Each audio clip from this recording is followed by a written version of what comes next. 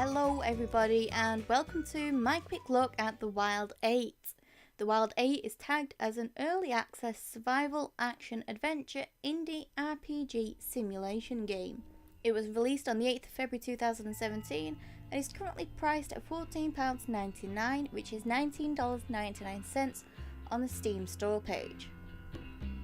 It was developed by Fantastic and 8 Points and published by Hype Train Digital. Before I continue, I just wanted to advise you all that this game is in early access and anything you see might change or even be updated. What is this game about? The Wild 8 is a survival game set in the unforgiving place known as Alaska. After your plane crashes, you must survive the only way you know how. With nothing but your skill, you start cutting down trees, collecting rocks and exploring the wintry landscape. Now the game is made particularly for multiplayer, or at least it feels that way. But I don't have any friends, so we're gonna have to go it alone, and boy, it is hard. How does the game run? Currently, the game runs fine. I've encountered no problems with lag or stuttering. I set my graphics to the highest they could be and have had no issues with the FPS. Speaking of graphic settings, this game doesn't have too many options to adjust. Some may say that's good for ease of use, but some may say that you can't control as much as you want, but that's for you to decide. The game looks okay, to be honest. It has this sort of cartoonistic design, so that kind of makes the graphics options a little less important than others. Game mechanics.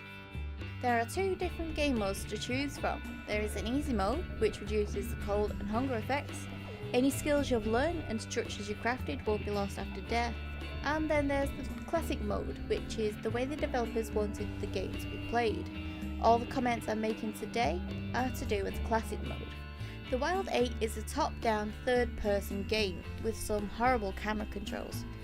If I'm being honest, I really don't know why they decided to do it this way. Your character will always face your mouse cursor, so when you move your mouse, your character will face that direction, and you move around with the WASD keys. Now the camera. It's hard to explain, but the camera is set to either be at north, east, south or west. There is no smooth movement of the camera available. I really don't like this. I would have personally preferred the camera to move more freely, or basically where your character is facing. Having the option with Q and E as a bonus feature would be okay, but for me, I really don't like the way the camera works. There is a helpful tips or quest list to help you get started, which is great, except for this one isn't so great. The tips give you tasks to do, such as build a shelter.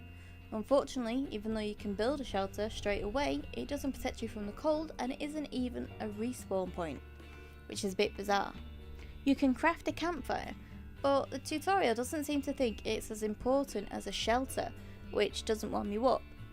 Or the second thing it wants you to craft, the workbench, which doesn't protect you from the cold either, until you upgrade it.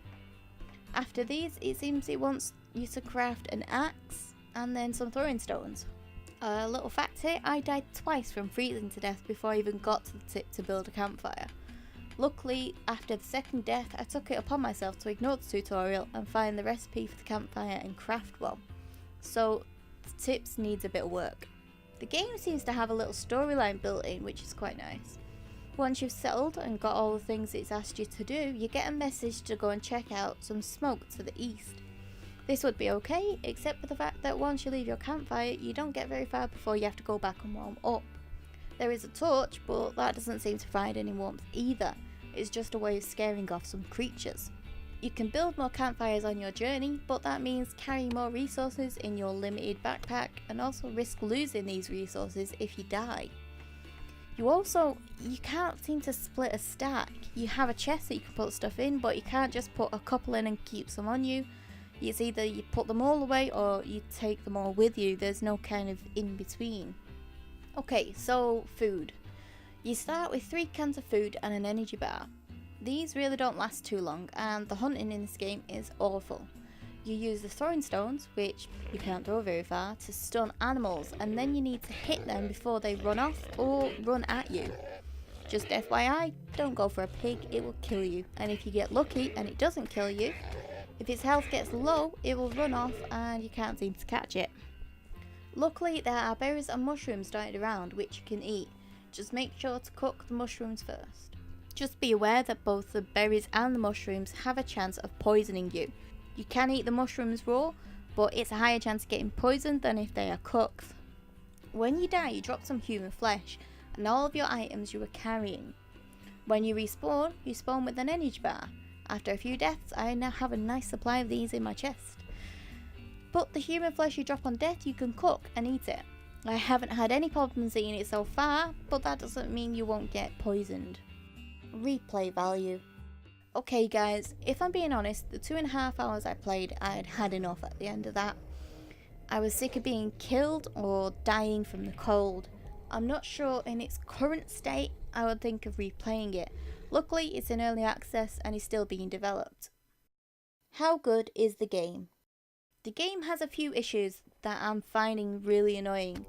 For example, how fast your cold meter and food bars go down is way too quick. In order to make any journey, you have to stop every couple of minutes to either warm up or cook some mushrooms.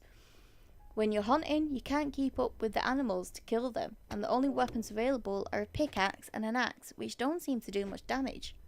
Whilst you're chasing the animals, you need to keep stopping to craft a campfire to warm up. If there were some changes to the game, I think it could be great, but it still needs a little more work and refining. Is it worth the current asking price? If I'm being honest, it's hard for me, this one. Half of me wants to say yes, but the other half of me wants to say no. I think I'd be happy to pay £10 for it, no question about that, but £15 I think is a step too much. With it still being in early access, things can always change, and I hope they will change for the better. I think the gameplay that is there is great and it could be worth the current asking price, but it needs more work. It's not just because of the issues that I've stated, but I find that there's a bit more needed in the game. For example, I would prefer multiple quests that you can do, so you can choose one or the other. You can choose which is best for my current time. For example, whether one is closer than the other, or is located near my current path of campfires. Or just as simple as being able to progress a bit more without having to go into the part of the map which is filled with wolves where I have no chance of winning a battle. If you're interested in purchasing this game, there is a link to the Steam page in the description below.